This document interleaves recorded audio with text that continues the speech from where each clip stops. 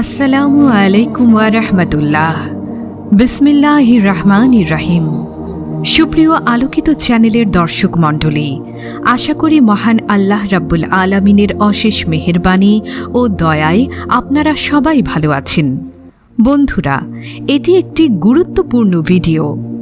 এই ভিডিওতে রয়েছে প্রতিটি মুসলমানের জন্য শিক্ষা।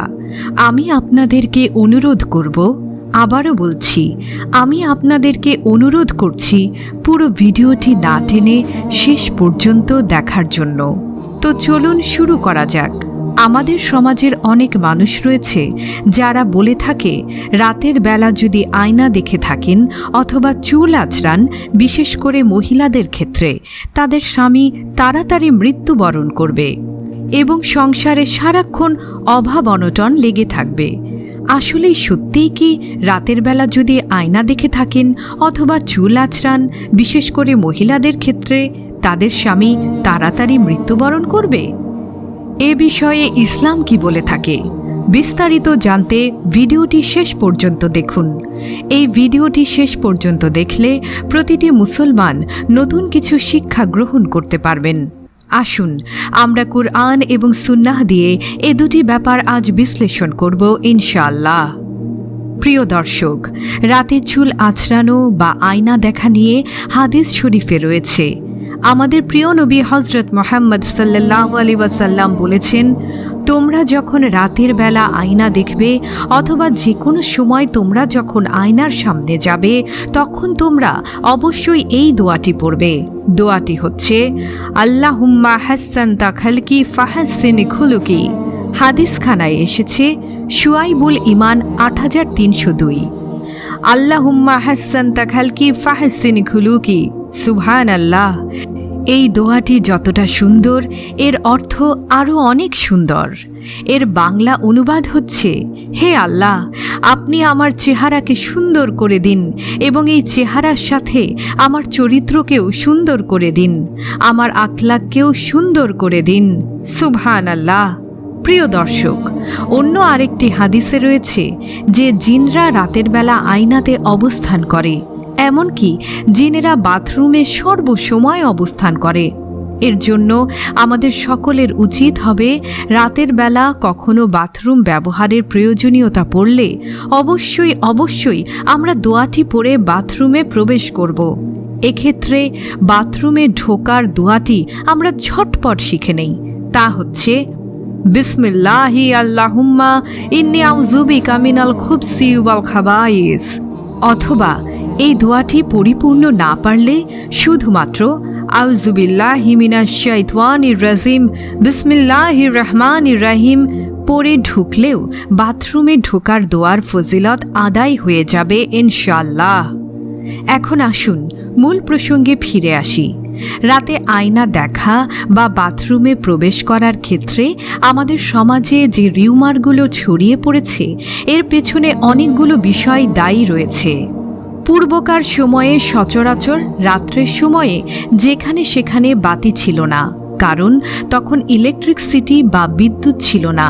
কিন্তু আমাদের মাথায় আবার রাখতে হবে যে যেখানে বাতির উজ্জ্বলতা থাকে সেখানে দুষ্টু শয়তানের আশুবাসা বা আসর খুব একটা কার্যকর হয় না। কেননা দিনের বেলা যেমন শয়তান মানুষের উপর খুব একটা কার্যকর হয় না, যেটা রাতে খুব ভালোভাবে পারে, একইভাবে রাতে যদি বাসায় উজ্জ্বল বাতি জ্বলতে থাকে অথবা বাসার আঙিনায়ও যদি উজ্জ্বল হাই পাওয়ার বা হাই ভোল্টেজের বাতি জ্বলতে থাকে, সেখানেও কিন্তু দুষ্টু জিনদের আসর খুব একটা কার্যকর থাকে না।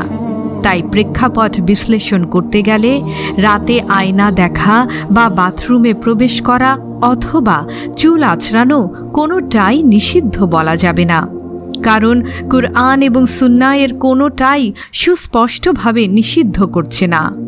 তবে প্রাচীনকালে যেহেতু অন্ধকারে আচ্ছন্ন ছিল, রাতের সময়ে কুপি বা হারিকেন জ্বালিয়ে অথবা মশাল জ্বালিয়ে মানুষ কিছু জায়গা আলোকিত করতে সক্ষম হতো, তাই তখনকার সময়ের অভিজ্ঞতার আলোকে মুন্সিরা এই কথাগুলো বলতেন যে রাতে আয়না দেখা যাবে না বা চুল আঁচড়ানো যাবে না। এছাড়াও রাসূলে পাক সাল্লাল্লাহু আলাইহি ওয়াসাল্লাম সবসময় আয়নায় একটা পর্দা দিয়ে রাখতে বলেছিলেন। তাই এরকম যে কোনো রিউমারের উপরে আমল করা অথবা শঙ্কিত হবার কিছুই নেই।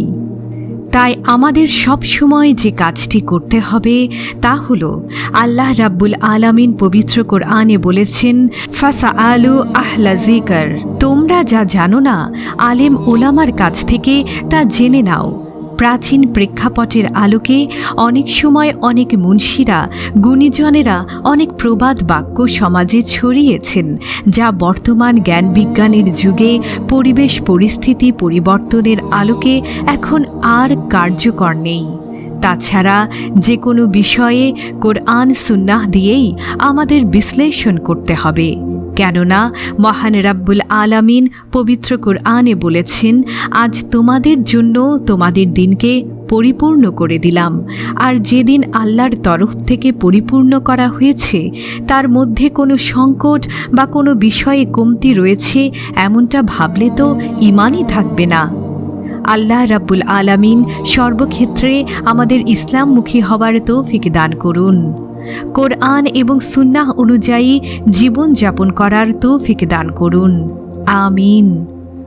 তাই রাতের বেলা আমরা নিজের চেহারা দেখতে পারবো, চুলও আঁচড়াতে পারবো, কোনো সমস্যা নেই। তবে রাতের বেলা ভাঙা আয়নার সামনে দাঁড়িয়ে কোনো কাজ না করাটাই ভালো। আর এর কারণ হিসেবে কোনো কুসংস্কার মাথায় আনার প্রয়োজন নেই। ভাঙা আয়না যে কোনো মুহূর্তে দুর্ঘটনা করতে পারে, হাত কাটা যেতে পারে, নিচে পড়ে আরও বড় দুর্ঘটনার সৃষ্টি হতে পারে। তাই ভাঙা আয়নার সামনে না যাওয়াই ভালো। আর চুল আঁচড়ানোর ব্যাপারে যদি বলতে হয়, রাসূলে পাক সাল্লাল্লাহু আলাইহি ওয়াসাল্লাম প্রতিদিন 2-3 বার করে চুল আঁচড়াতেন। চুলকে পরিপাটি করে রাখতে ভালোবাসতেন এবং যারা চুল আঁচড়ায় না তাদেরকে তিনি অপছন্দ করতেন। তো আপনি রাতের বেলা আয়নার সামনে চুল আঁচড়ালে এতে কোনো সমস্যা নেই। তবে রাতের বেলা চুল আঁচড়ানোটা পরিহার করতেই বলেন অনেক মুরব্বীরা। এর কারণ মূলত একটাই, তা হচ্ছে রাতের বেলা আপনি যে চুলটাকে পরিপাটি করছেন তা হয়তো ভালো হবে না আলো স্বল্পতার জন্য। তাই দিনের উজ্জ্বল আলোতেই এই কাজগুলো করাটা উত্তম। কিন্তু এ নিয়ে যেন আমাদের অন্তরে কোনো অপসংস্কৃতি বা কুসংস্কার বাসা বাঁধতে না পারে, এ বিষয়ে আমাদের সচেতন থাকতে হবে। সর্ববিষয়ে সর্বক্ষেত্রে আমরা কোরআন এবং সুন্নাহকে শক্ত করে আঁকড়ে ধরে রাখব। ইনশাআল্লাহ। আল্লাহর রাসূল সাল্লাল্লাহু আলাইহি ওয়াসাল্লাম বিদায় হজের ভাষণে বলেছেন, তোমাদের মধ্যে কেউই পথভ্রষ্ট হবে না যদি শুধুমাত্র 2টি জিনিসকে আঁকড়ে ধরে রাখো। 1 কোরআন মাজিদ, 2 সুন্নাতে রাসূলুল্লাহ তথা রাসূলে পাক সাল্লাল্লাহু আলাইহি ওয়াসাল্লামের উপদেশ তথা হাদিস। আল্লাহ আমাদের শেষ নিঃশ্বাস পর্যন্ত এই দুটিকে আঁকড়ে রাখার তৌফিক দান করুন। আমিন। ভিডিওটি ভালো লাগলে অবশ্যই লাইক, কমেন্ট, শেয়ার ও সাবস্ক্রাইব করবেন এবং আপনাদের যদি কোনো প্রশ্ন থাকে তাহলে অবশ্যই আমাদের কমেন্ট করে জানাবেন। আমরা চেষ্টা করব আপনাদের প্রশ্নের সঠিক উত্তর দেওয়ার। দেখা হবে পরবর্তী ভিডিওতে। আল্লাহ হাফেজ।